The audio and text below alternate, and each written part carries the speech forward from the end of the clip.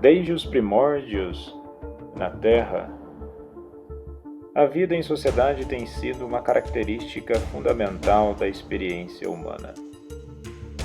Desde os primeiros vestígios arqueológicos até as complexas estruturas sociais contemporâneas, a humanidade sempre buscou organizar-se em grupos para sobreviver, prosperar e satisfazer suas necessidades intelectuais. Ao longo da história, inúmeras civilizações surgiram e desapareceram, cada uma contribuindo com sua própria visão e estrutura de sociedade. Dos antigos povos nômades, caçadores, coletores, aos impérios vastos e sofisticados, como o romano e o persa. Os seres humanos têm buscado formas de cooperação e organização que se adaptem às suas necessidades e contextos culturais. A sociologia, então, é uma ciência, ela não fica trabalhando com meras subjetividades. O que seria subjetividade? Uma opinião infundada sobre as coisas. Então, nesse sentido, ela busca entender a sociedade de uma forma argumentada. Não tem como você simplesmente dizer que as coisas que existem no mundo, elas existem por acaso. Então, para cada problema social ou acontecimento social, existe uma razão de ser. Existe o contexto ao qual ocorreu. Para muitas pessoas, elas gostam de anular essas influências, mas tudo isso impacta na formação de uma sociedade. Então, enquanto ciência, ela surge mediante uma série de transformações sociais, políticas, econômicas, que ocorreram durante os séculos 18, 19, incluindo dois grandes fatos históricos, que é a Revolução Industrial e a Revolução Francesa. E esses eventos históricos desempenharam aí um papel crucial na formação do pensamento sociológico. Se nós formos ali para a Revolução Industrial, que teve início na Inglaterra, por volta do final do século XVIII, trouxe mudanças profundas na sociedade. Claro que depois da Revolução Industrial, ela chega na França, chega na Itália, na Alemanha, são os principais países ali que a Revolução Industrial ela ocorre, e é uma transição de uma economia agrária e artesanal para uma economia industrializada, baseada na produção em massa de bens, que alterou radicalmente as estruturas sociais. Temos aqui, por um exemplo clássico e crucial de mudança da estrutura social, que é o êxodo rural, que é aquela grande quantidade de pessoas que saem do campo em busca de novas oportunidades na cidade. E surge aí uma mudança nas cidades, ou seja, o processo de urbanização. Então, essas novas relações de trabalho e o meio que as pessoas estão vivendo, ocorrem as desigualdades sociais resultantes, não só, mas também do processo de industrialização, que foram os temas dos primeiros sociólogos. Uma preocupação nessa quantidade de mudanças. O outro fator histórico é a Revolução Francesa, que começou em 1789, que foi um marco histórico na história política e social da Europa.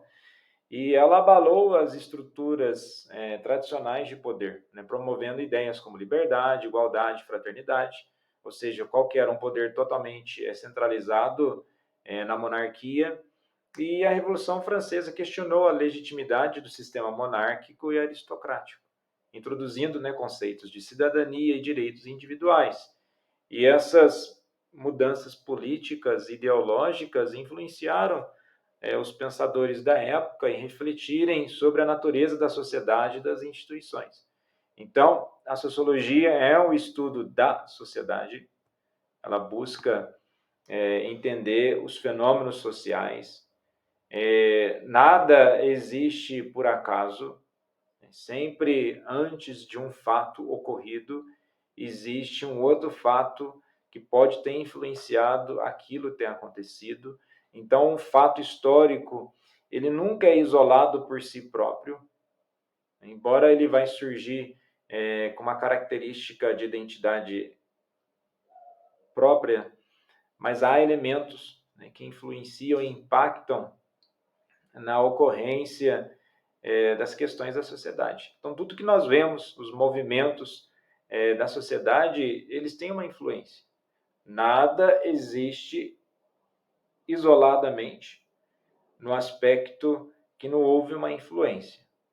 Então, podemos nos perguntar qual que é a importância da sociologia no cotidiano. Então, como já foi mencionado, a sociologia é uma ciência social que tem como o grande objetivo estudar a sociedade, que tem como definição a associação amistosa entre pessoas, só que nem sempre isso acontece. Nós temos vários conflitos sociais, basta olharmos para o mundo como ele está configurado hoje, a quantidade de guerras, violência, corrupção, fome, tudo isso mostra o aspecto que não é tão amigável assim, mas é uma associação, ou seja, são várias relações sociais que se associam em busca de um mesmo objetivo, que de certo modo aí é uma organização da vivência humana. Agora, nem sempre essa organização, ela, como eu já mencionei, ela é muito amigável. Então é preciso estudar o porquê que não está sendo amigável. Bom, umas outras definições sobre a sociologia, e a sua relação com a sociedade. A definição mais geral de sociedade pode ser resumida em um sistema de interações humanas culturalmente padronizados, ou ainda a sociedade é um sistema de símbolos, valores e normas, como também é um sistema de posições e papéis. Cada um tem o seu papel, tem a sua função, a sua importância social. E podemos dizer também que uma sociedade é uma rede de relacionamentos sociais. Ninguém vive de forma isolada a tal ponto que não precise de alguma influência, de alguma coisa que alguém fez. Então, podemos dizer que os povos primitivos, os povos tradicionais, por assim dizer, eles têm ali o seu sistema tribal, ali é uma configuração de sociedade. Mas hoje ela faz parte de um contexto maior, que é a sociedade brasileira, vamos assim dizer. Tanto que a forma de vivência dos índios, eles estão relacionados à forma da sociedade brasileira. Devem ser tratados com as suas características e especificidades da cultura, mas eles fazem parte de uma sociedade maior, que é a brasileira. E podemos dizer que a sociedade brasileira faz parte de uma sociedade maior, que é o conjunto dos seres humanos, por assim dizer. É uma concepção aceitável. Agora, as sociedades, quando fala de símbolo, são características em comum. Embora vivamos dentro de contextos diferentes, dentro do nosso próprio país, há mudança de estado para estado, e dentro do próprio estado há mudanças regionais, características, acontecimentos que se ocorrem em determinadas regiões, mas mesmo assim é possível traçar um relacionamento social entre todas as pessoas no Brasil. Embora com características específicas de suas regiões, nós temos algo em comum que nos denomina de brasileiros. Essa é a nossa identidade. Vivemos sobre o mesmo aspecto territorial, então, sob a regência das mesmas leis e de influências, né, de um sistema, então aí nós somos considerados brasileiros.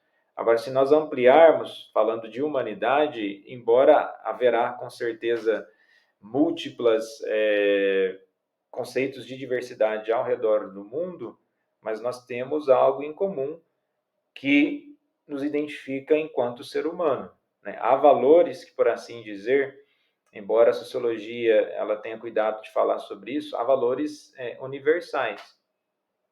Por exemplo, né, a questão da vida. A questão da vida é um valor universal, é um direito natural, mas a forma que as pessoas enxergam a vida nas suas diferentes e respectivas culturas é diferente, né? Então temos esse aspecto aí.